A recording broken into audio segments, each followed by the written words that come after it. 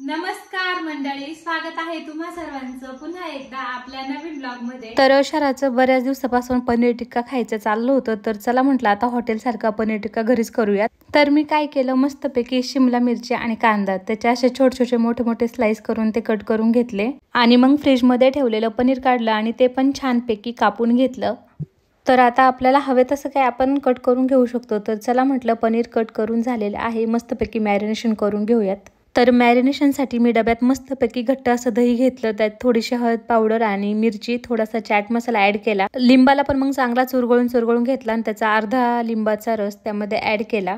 मग करायचं mix mix mix. नंतर त्यामध्ये ॲड केले पनीरचे पीसेस आणि शिमला मिरची आणि कट केलेला कांदा। पण झालं असं त्यामध्ये मिक्स करायला काही जागा होत नव्हती, म्हणून कढईत काढलं आणि व्यवस्थित मिक्स करून घेतलं।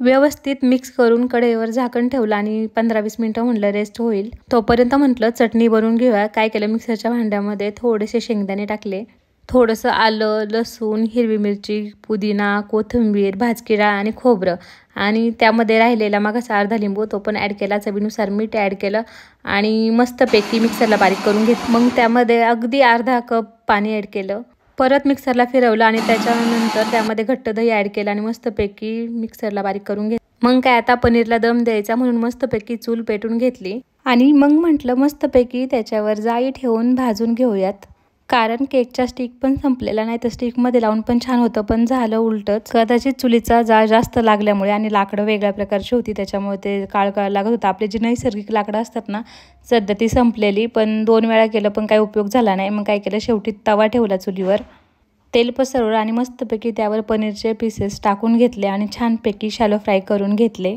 तर म्हटलं शेवटी काही जरी प्रॉब्लेम आला तर त्यावर मार्ग तर आपल्यालाच काढायला लागणार आहे। तो प्लॅन फसला म्हणून लगेच हा प्लॅन चालू केला, प्लॅन बी। तर चटणीसोबत हे फ्राय केलेलं पनीर पण चांगलं लागत होतं, पण पनीर टिक्का जो नेहमी मी करते ना त्याच्या डायरेक्ट ऑपोजिट साईडला झालेलं।